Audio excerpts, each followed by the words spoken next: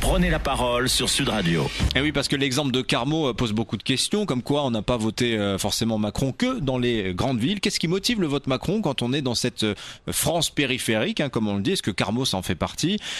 Mélenchon qui arrive en tête aussi au premier tour. Quand on a voté Mélenchon, est-ce que c'est votre cas, est-ce que vous vous sentez arbitre de ce second tour, pris un petit peu en otage de ceux qui vous disent si vous vous abstenez, c'est une insulte faite à la démocratie? On entend ça beaucoup en ce moment. Christine, juste à côté de vous justement, il y a Thomas Domenech, il est membre justement de la France Insoumise. Bonjour Thomas Domenech.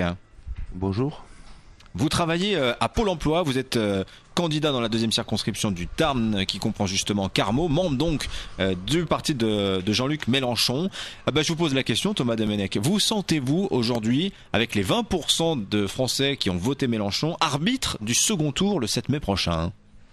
Non, on ne se sent absolument pas arbitre de la situation qui est créée aujourd'hui. Notre discours est très clair. Nous ne souhaitons. Parce que tout le monde vous drague en ce moment, quand même. Tout le monde vous drague. Oui, bien sûr, tout le monde nous drague, parce que c'est nous qui avons fait exploser le paysage politique grâce au mouvement citoyen France Insoumise. Mais nous ne souhaitons qu'aucune voix aille au Front National. Dans toutes ces campagnes, nous avons fait appel à l'intelligence des gens. Donc nous continuons à faire appel à l'intelligence des gens. Parce que finalement, si on est arbitre de quelque chose, c'est qu'on peut mener un chantage ou à Marine Le Pen ou à Emmanuel Macron. Ce n'est pas notre position. Nous ne sommes ni sur le ni sur le chantage. Oui. Le chantage, il est ailleurs.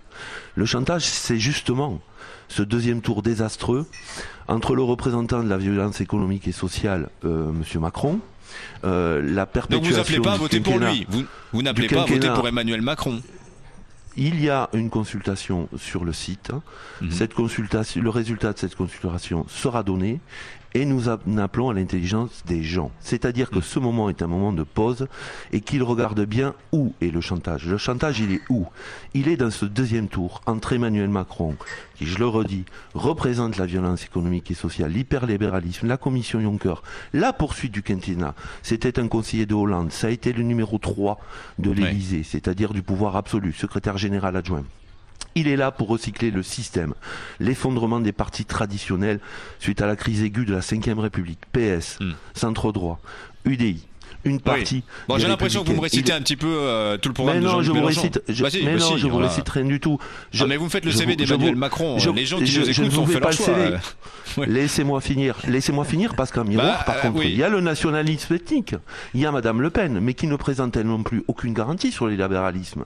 Elle a bien condamné les ouvriers qui manifestaient contre la loi travail et les employés. Elle a bien voté la directive sur le secret des affaires qui va pénaliser les journalistes, justement, qui va pénaliser les syndicats, qui va pénaliser les lanceurs d'alerte. Elle a bien appelé, au moment de la crise grecque, à ce que les Grecs, en faisant suite à la demande de la commission Juncker, remboursent intégralement ses dettes. C'est ce choix-là qui est désastreux. Je vous interromps parce que on a... Comment pour cette deuxième observation. Thomas Domenech, je reviens très rapidement vers vous. Dernière question sur le fait que Jean-Luc Mélenchon n'ait pas donné de consigne de vote. C'est respecter les électeurs, comme disait tout à l'heure Didier? C'est déjà respecter le mouvement France Insoumise. Il n'avait aucun mandat pour le faire. Et c'est surtout pointer du doigt la situation politique, ce deuxième tour absolument désastreux, puisque le deuxième tour, de toute façon, tout le monde l'a compris, et même la presse se positionne déjà sur les législatives, puisqu'on parle des présidentielles, mais vous êtes bien à Carmaux et vous interrogez bien un candidat aux législatives. Le deuxième tour, c'est bien la législative. Ce deuxième tour ne règle rien. Il ne règle ni la crise de régime politique, ni la crise écologique, ni la crise sociale, ni la crise sur le marché du travail. Marine Le Pen fait peur, parce qu'elle fait peur, justement, contrairement à ce que disaient les électeurs du Front National, elle perpétue ce régime politique et elle perpétue la Ve République, parce que c'est cette peur qui permet de passer les logiques ultralibérales, les délocalisations et la casse sociale. Merci, membre de la France Insoumise et donc candidat dans la deuxième circonscription du Tarn qui comprend Carmaux, candidat évidemment vous l'avez compris aux législatives qui auront lieu dans un mois et demi. Merci Christine Bouillot qui était à Carmaux ce matin.